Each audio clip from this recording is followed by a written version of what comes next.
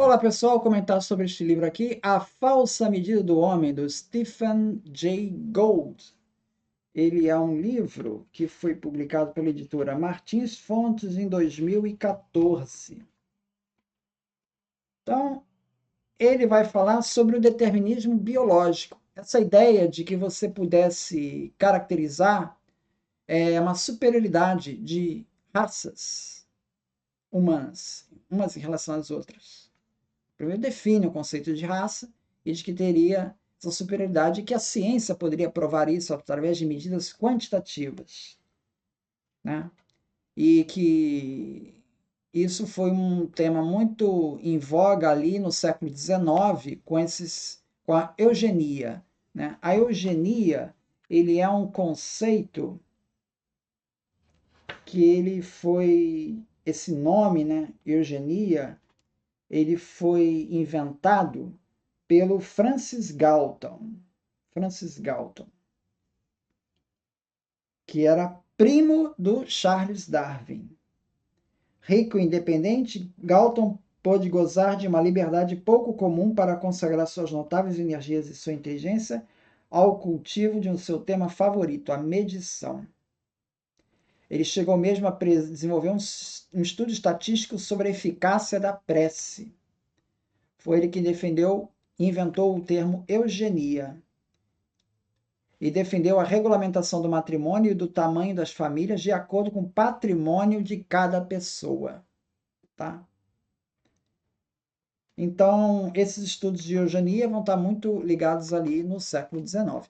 Essa coisa remonta, né, segundo Stephen Jay Gould, já à República de Platão, onde Platão especificava que cada um recebia os dons de Deus e já eram predestinados a determinada tarefa na sociedade, né? Então, ele dizia assim: alguns de vós possuís a capacidade de comando, e em vossa composição entrou o ouro, e por isso sois os merecedores das maiores honras. Outros foram feitos de prata, para serem auxiliares, e outros, finalmente, Deus os fez de latão e ferro, para que fossem lavradores e artesãos.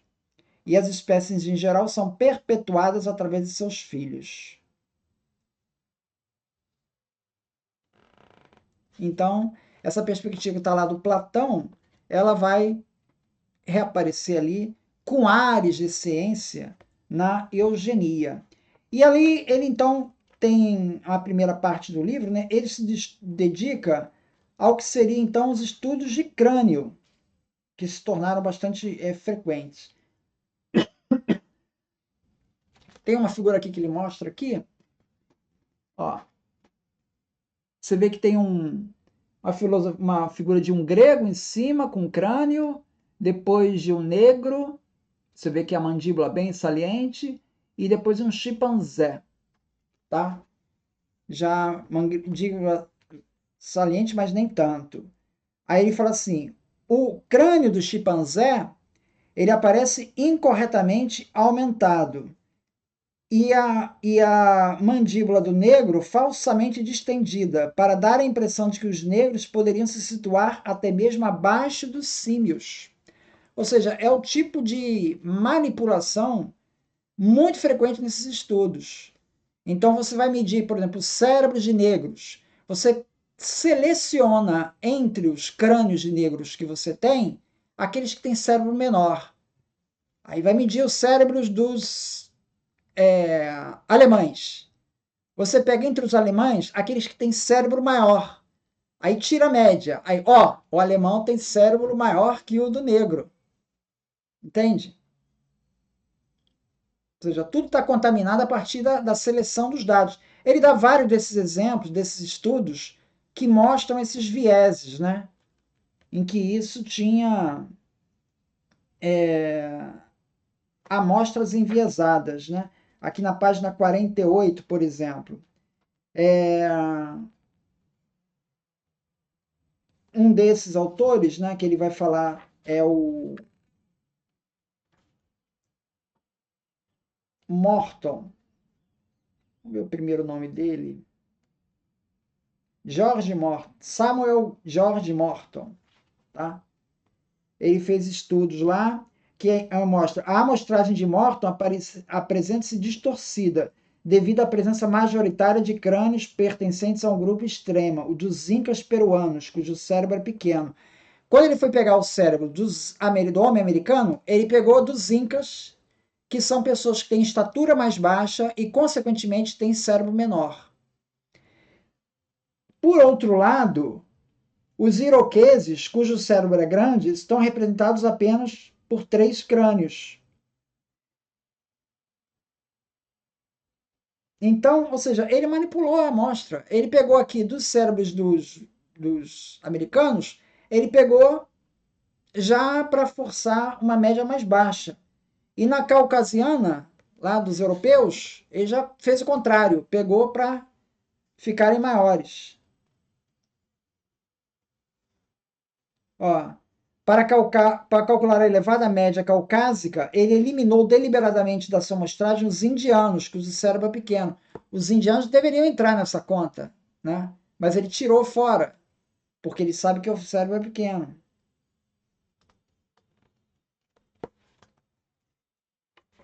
Então, esse tipo de manipulação, ele vai aparecer aqui nesses estudos aí de maneira bastante frequente. Aí ele fala assim, do Gordon, né, George Gordon, ele vai mostrar aqui, ó, inconsistências tendenciosas e critérios desiguais.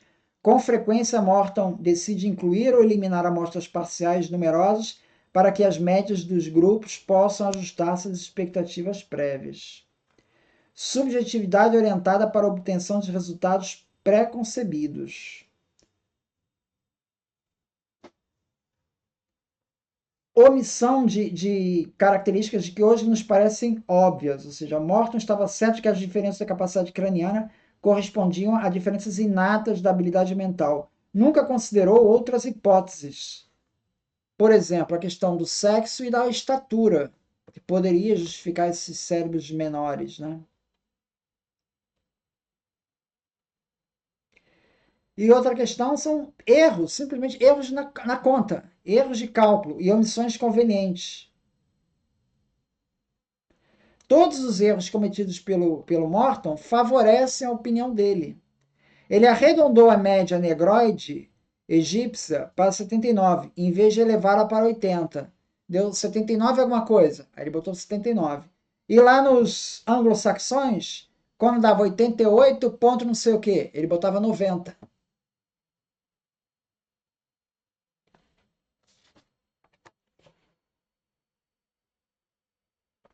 Esses estudos tiveram grande popularidade na sua época, né? Essa craniometria, estudo do crânio, né?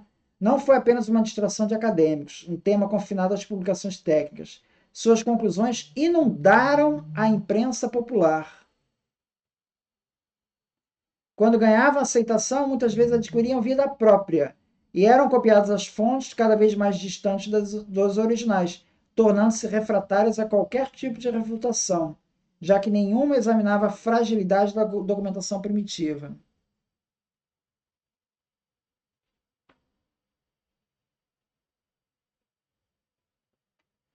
O fim desses estudos de craniometria, né? Primeiro foi a Segunda Guerra com Hitler, essa questão da eugenia simplesmente acabou, acabou ali, né? Os argumentos craniométricos perderam muito de sua força em nosso século devido aos deterministas, quando os deterministas desviaram a atenção que lhes dedicavam para os testes de inteligência, uma via mais direta para a mesma meta injustificada de ordenar hierarquicamente os grupos humanos de acordo com a capacidade mental. E os cientistas expuseram a insensatez preconceituosa que dominava a maior parte da literatura sobre a forma e o tamanho da cabeça. O antropólogo americano Franz Boas, que era um crítico desses estudos, acabou com o legendário índice craniano, mostrando que esse índice variava muito entre os indivíduos adultos do mesmo grupo, bem como no transcorrer da vida de um próprio indivíduo. Além disso, descobriu diferenças significativas entre o índice craniano de países imigrantes e o de seus filhos já nascidos na América. Assim, a imutável estupidez do braquicéfalo procedente do sul da Europa podia se deslocar para a norma dolicocéfala nórdica no transcorrer de uma única geração. nascido em um meio diferente. Ou seja, bastava um meio diferente, então não é da raça, né? Não é da raça. A outra maneira também que para avaliar, por exemplo, você pega o cérebro, né? Esse cérebro que tem mais reentrâncias é o cérebro do matemático Gauss. O cérebro mais fino, com menos reentrâncias, é de uma pessoa comum. Os dois cérebros têm praticamente o mesmo volume. Não há diferença significativa de volume. Então, esse é mais um motivo para acabar de vez com esses testes, porque é, parece que a inteligência está ligada com o maior sulco de conexões no cérebro. Parece, não é, não é evidente isso. Mas o fato é que simplesmente medir o tamanho do cérebro, o cérebro tem uma capacidade de recomposição, né? Então, são medidas que tornaram-se muito comuns ali no século XIX, fundamentaram esses estudos de eugenia, mas isso tudo caiu no vazio. O próprio conceito de DNA afundou de vez o conceito de raça humana, não podemos mais falar em termos de raça humana. Então, são questões que a ciência, em algum momento, abraçou, mas que hoje, tanto esses estudos de craniometria, quanto os estudos de diferenciação de raças humanas, tudo isso simplesmente saiu da órbita da ciência, né? A ciência já não mais contempla essas teses aí. Muito obrigado, então.